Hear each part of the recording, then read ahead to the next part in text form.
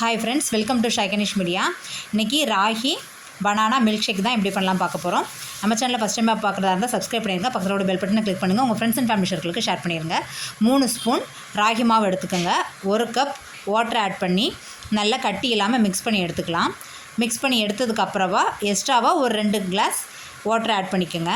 Add பண்ணி தேவையான அளவு உப்பும் ஆட் பண்ணிக்கோங்க. ஆட் பண்ணி நல்லா மிக்ஸ் பண்ணி விட்டுக்கலாம்.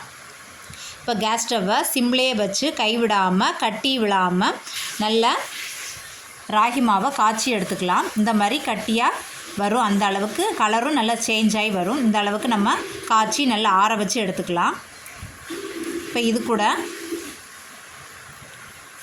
பார்த்திங்கன்னா பனானா நேந்திரம்பழத்தை பொடி பொடியாக இந்த மாதிரி கட் பண்ணி வச்சுருக்கேன். தேங்காய் ஒரு கைப்பொடி, 4-5 பாதாம் ஊற போட்டு தோல் உரித்து வச்சுருக்கேன்.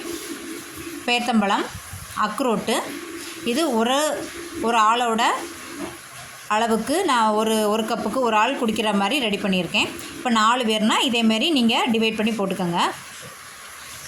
இப்போ அதை நல்லா மிக்ஸி ஜாரில் ஆட் பண்ணி நல்லா மிக்ஸ் பண்ணி எடுத்துகிட்டு ஒரு 1/2 கப் போல் மில்க்கும் ஆட் பண்ணி நம்ம ராகி காய்ச்சி வச்சுருந்த ராகியையும் அதோடு ஆட் பண்ணி நல்லா மிக்சியில் அரைச்சி எடுத்துக்கலாம். நம்மளுடைய ragi banana milk shake ready ஆயிடுச்சு. ஹெல்த்தியான மில்க் ஷேக் ரெசிபி. சம்மர்லாம் இது செம்ம எஃபெக்டிவாக இருக்கும். சூப்பரான மில்க் ஷேக் ரெசிபி பார்த்தோம். அடுத்ததாக red banana milk shake recipe எப்படி பண்ணலான்னு பார்க்க போகிறோம். இந்த சம்மரில் இந்த மாதிரி ஒவ்வொரு விதமாக மில்க் ஷேக் வந்து மார்னிங் பிரேக்ஃபாஸ்ட்டாக எடுத்துக்கிட்டிங்கன்னா உடம்புக்கும் நல்லது. சம்மரில் வெயில் அதிகமாக இருக்கிறனால உடம்பையும் நல்லா மெயின்டைன் பண்ணிக்கலாம், குளிர்ச்சியாக வச்சுக்கலாம். அயன் கண்டென்ட் எல்லாமே வந்துடுது இதில்.